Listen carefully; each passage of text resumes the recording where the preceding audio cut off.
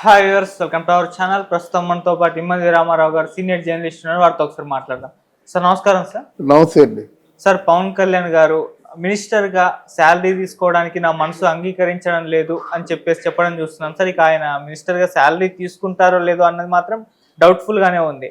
మరి ఎందుకు ఇటువంటి నిర్ణయం తీసుకున్నారు? అసలు ఈ స్టేట్మెంట్ ఎందుకు ఇచ్చారు సార్? అసలు ఏంటి సార్ పరిస్థితి? మీ ఒపీనియన్ ఏంటి దీనిపైన? అంటే నేను శాలరీ తీసుకుంటాను అని చెప్పిన మాట ఆయన తాలూకు నిస్వార్థమైన మనసుకు తార్కాణంగా ఉంది. ఎందుకంటే ప్రతి ఒక్కరు అంటారు నేను శాలరీ తీసుకోనని, అది డిఫరెంట్. కానీ నేను శాలరీ తీసుకుంటాను, నా కళ్ళ ముందు ప్రజల తాలూకు సొమ్ము కనిపించాలి, వాళ్ళ కష్టార్జితం, అప్పుడు నన్ను గుర్తు చేయాలి అని ఎలా మాట్లాడారు. అందరూ చాలా బాగుంది అనుకున్నాం. ఇప్పుడు ఖజానా ఖాళీగా ఉంది, నాకేదో 35,000 రూపాయలు ఎంతో నా చేతిలో పెట్టడానికి ప్రయత్నం చేశారు. అప్పుడు నాకు అది ఆ డబ్బు చూసాక అసలు లోపల ఖజానా ఖాళీ అయిపోయినట్టయితే మనం చేసే పనులు ఎన్నో ఉన్నట్టయితే ఇక శాలరీ తీసుకోవడం ఎందుకో నన్ను నచ్చలేదన్నారు. ఇది కూడా బాగుంది.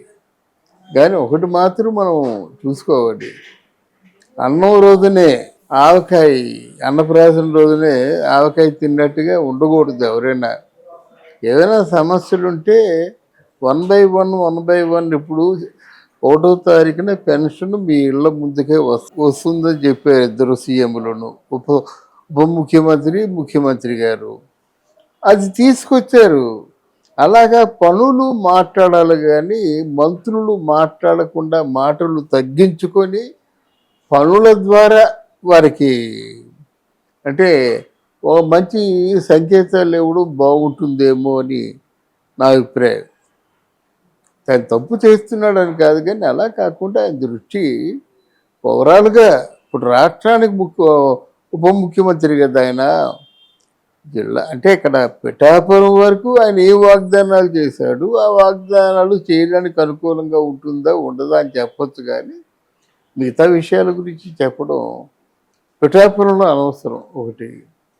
2, రాష్ట్రం గురించి పిఠాపురం చెప్పిన రాష్ట్రాన్ని బాగా అభివృద్ధి చేసేస్తాను అని చెప్పడం కూడా కరెక్ట్ కాదు. పిఠాపురం మీరు చెప్పిన పని చేయండి, మిగతా రాష్ట్రం కోసం అంటారు వాళ్ళు, పిఠాపురం వర్గాల వారు. ఆ తేడా మరి అనుభవంలో వస్తుందేమో తెలియదు. కానీ మొత్తానికి విజయయాత్రలు, ఊరేగింపులు ఇవన్నీ వద్దని చెప్పారు. కానీ అభిమానుల తాలూకు మనోభావాన్ని కూడా ఆలోచించాలి. ఇప్పుడు ఎంత లేదైనా అప్పు చేసైనా పండుగ చేసే సంస్కృతి మంది. మనకి పండుగ వస్తుందంటే డబ్బులు లేవు, మీరు పండుగ చేయడం మాని అంటే ఇంట్లో ఉన్న చిన్న చితక ముసలి ముద్దుగా వీళ్ళందరూ కూడా బాధపడతారు కదా. అలాగే లెట్ దెమ్ ఎంజాయ్. అంటే వాళ్ళ ఆనందానికి ఏమాత్రం కూడా అడ్డుకట్టలు వేయకుండా వీళ్ళ బాధ్యతని మీరు గుర్తుంచుకోవాలి. ఇప్పుడు గురు సత్కారం ఉందండి, మమ్మల్ని మంచి వాళ్ళగా తీర్చిదిద్దినందుకు మీకు సత్కారం చేసుకుంటా అన్నారు. ఆ గురువు గారు చాలా నిజాయితీపరుడు. సత్కారం లేదు, గిత్కారం లేదు, ఏమీ లేదు, అంటే ఒక ఫోటో తీసుకుంటా అన్నారు. ఇట్లాంటివి నా ఒట్టికి పడవంటే వాళ్ళు ఎలా ఫీల్ అవుతారు? వాళ్ళు అలాగే వీళ్ళు ఫీల్ అవుతారు అన్నమాట. జనసేన పార్టీ 14 సంవత్సరాలు జెండా మోసి ఎన్నో అవమానాల పాలైపోయిన తర్వాత మీతో ఏదో విజయయాత్ర సంబరం చేసుకుంటా అన్నప్పుడు తిరస్కరించడానికి ఆయన ప్రయత్నించకూడదు. Let them enjoy. ఇప్పుడు ఒక వర్కరే సర్వీస్ చేసి పెడుతున్నాడు అంటే మీరు చెప్పిన సర్వీస్ కంటే ఎక్కువ చేశాడు అనుకో, 10 రూపాయలు ఎక్కువ, అంతేగాని సర్వీస్ చేయొద్దంటే వాడు బాధపడతాడు. అది కూడా పవన్ కళ్యాణ్ ఆలోచించుకోవాలి. ఈ సందర్భంగా మనం చెప్పేది ఏంటంటే జీతం తీసుకున్నా జీతం తీసుకోకపోయినా ప్రజలు నమ్మే స్థితిలో లేరు. మీ చేతిలో కొన్ని వేల కోట్ల రూపాయలు నిధులు ఉంటాయి. అది మీ మనస్తత్వాన్ని బట్టి ఉంటుంది మాట. తీసుకుంటారా తీసుకోరా అంటే ప్రజలు తెలివి మీరిపోయారు, మీరే ప్రజల్ని మీరేలా చేశారు కనుక ఎంత వస్తుంది, ఎంత ఖర్చు పెడుతుంటారు, ఎంత నొక్కేస్తున్నారు, ఎన్ని బిల్డింగ్లు కట్టుకుంటున్నారు, ఎంత ఆస్తి సంపాదించారు అన్నీ తెలుసు. కనుక ప్రజల్ని తక్కువగా అంచనా వేయకుండా ప్రజాభీష్టం మేరకు నడుచుకుంటే మంచిదని పవన్ కళ్యాణ్ గారికి ఒక సూచన. రెండవది, మీరు అప్పుడు చెప్పారు, మరి ఫ్లోలో చెప్పారో ఎగ్జైట్మెంట్తో చెప్పారో తెలియదు కానీ నా ఫ్రెండ్సే కొంతమంది పారిశ్రామికవేత్తలు ఉన్నారు. వాళ్ళు తప్పకుండా కాలుష్యం లేనటువంటి పరిశ్రమలు ఇక్కడ పెట్టడానికి సిద్ధంగా ఉన్నారని చెప్పారు. కాలుష్యం లేని పరిశ్రమలు అంటే నా దృష్టిలో ఈ సాఫ్ట్వేర్.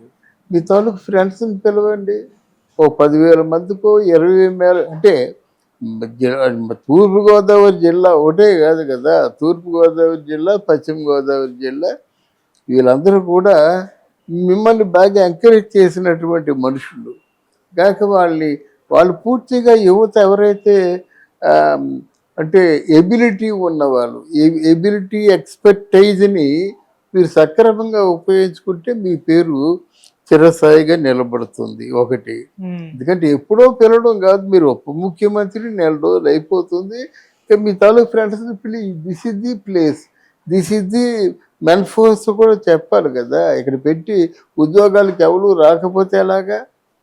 డెఫినెట్గా ఆ మెన్ ఫోర్స్ ఉందా లేదో చూసుకొని, మానవ వనరులు అంటారు అన్నమాట, చూసుకొని పరిశ్రమలు పెట్టే దిశగానే తొలి అడుగులు వేయాలి, తప్పదు. తర్వాత మీరు అన్నది ఏంటంటే ఆ 2 గుళ్ళు, దత్తస్వామి గుడి కానీ ఇక్కడ కపిటేశ్వర స్వామి గుడి కానీ ఇవన్నీ ఉన్నాయి కదా, దుర్గామాత దర్గా ఇవన్నీ ఉన్నాయి. ఆధ్యాత్మిక యూనివర్సిటీగా ఉండేలాగా ప్లాన్ చేస్తూ ఉన్నారు. దానికి పెద్ద బడ్జెట్ అంటే 1,000 కోట్లు బడ్జెట్ అవసరం లేదు, కానీ మీరు అన్న మాటలు అదొక ప్రధానమైన మాట. ఎందుకంటే అది స్వయంభూ తాలూకు గుళ్ళు చాలా ఉన్నాయి, తమంతటి తమ బయటకు వచ్చిన గుళ్ళు. వాటికి ఏంటంటే దాన్ని ఆధారంగా తీసుకొని ఆధ్యాత్మిక యూనివర్సిటీ మనకి ఆంధ్రదేశంలో ఎక్కడా లేదు, ఎక్కడ ఉత్తరాది ఉన్నట్టు జ్ఞాపకం, అటువంటి పెడితే బాగుంటుంది. మూడవది మత్స్యకారులు ఉన్నారు, వాళ్ళ గురించి చూడాలి, తప్పదు. వచ్చేది వర్షాకాలం కదా, వర్షాకాలం అయిపోతుంది, అన్నీ అంటే పూర్తి చెడిపోయి ఉంటాయి.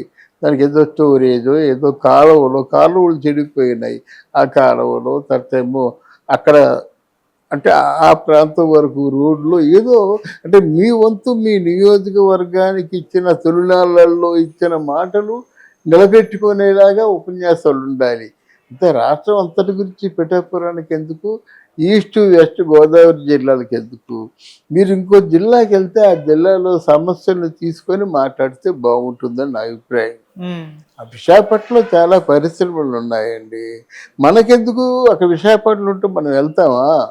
ఇప్పుడు ప్రధానంగా అందరూ ఆలోచిస్తుంది ఏంటంటే మా కొడుకులను అప్పో చేసి చదివించాము, మాకు పిల్లలు ఎక్కడికో మద్రాసో పూణేయో ఇంకెక్కడికో వెళ్ళిపోతే మాకెవరు దిక్కు అనే పరిస్థితిలో ఉన్నారు. అది ప్రధానంగా ఆలోచించాలి. పక్క ప్రాంతం ఇప్పుడు పిఠాపురంలో ఉన్నవారు మద్రాసో బెంగళూరు బొంబాయి వెళ్ళిపోయినట్టు ఆ తల్లిదండ్రుల మాట ఏమిటి? అక్కడికి వెళ్ళిపోయిన తర్వాత తల్లిదండ్రుల్ని చూస్తారన్న నమ్మకం ఏమిటి? ఇవన్నీ ఉన్నాయి కదా, ఇవి కీలకమైన సమస్య అన్నమాట. వీటి మీద వాళ్ళు ఏదైనా దృష్టి సారించి ఒక 4 పరిశ్రమలు, అన్ఎంప్లాయ్మెంట్ని సాల్వ్ చేసే పరిశ్రమలు, ఈ పెన్షన్తో పాటు ఇక్కడ ఉన్నటువంటి ఆర్థిక వనరుల్ని పరిపుష్టి చేసే విధంగా ప్లాన్ చేయాలి. అక్కడ సంపదని సృష్టించాలి. సంపదని సృష్టించకపోతే మీరు చెప్పినటువంటి ఏ వరం కూడా, మీరు ఇచ్చిన ఏ వరం కూడా నెరవేరదు. ఆ సంపద సృష్టించే మార్గాలు మీరు వెతుక్కుంటే బాగుంటుందని నా ఆలోచన. రెండోది ఏంటంటే జీతం తీసుకుని చెప్పారు, కరెక్టే, బట్ మీరు ఇచ్చిన మాటలు మాత్రం మీరు నిలబెట్టుకుంటే బాగుంటుంది. తర్వాత ఏంటంటే వర్మ గారిని మంచి ఒక పొజిషన్లో చూస్తూ ఉన్నారు, ఆ పొజిషన్లో చూస్తే మీ మాటకు ఒక అర్థం ఉంటుంది. మూడవది మీ సైనికుల గురించి మాత్రం మీరు మాట్లాడాలి. అక్కడ సైనికులు వేరే మనుషులు కాదు, మీ జనంలో ఒకరు వాళ్ళు. అందువల్ల సైనికులకి, జన సైనికులకి తొందరలో ఈ ఏర్పాటు చేస్తాను అంటే వాళ్ళకి ఒక ఆనందం కదా. ఇవన్నీ ఉంటే బాగుండు. అంటే మొదటి నుంచి పవన్ కళ్యాణ్ తాలూకు ఉపన్యాసాలు వింటున్నాను, ఆ ఉపన్యాసాలలో కనిపించే వెలితి ఇది కనుక ఈ పరంగా దృష్టి సారిస్తే బాగుంటుంది. తర్వాత ఏంటంటే తొందరపాటు రాజకీయాల్లో పని చేయదు కనుక ఆ స్పీడ్ని తగ్గించుకోవాల్సిన అవసరం కూడా పవన్ కళ్యాణ్కి ఉంటుంది. అన్ని అన్నప్రాస రోజునే ఆవకాయ తినేద్దామంటే అవ్వదు కనుక మీరు మొదటి కోరిక నెరవేర్చారు. అసలు మొదటి కోరిక ఏంటంటే అక్కడ మెగా డిఎస్సి అది అనౌన్స్ చేసి టైం ఇచ్చారులేండి ఆఫ్ కోర్సు.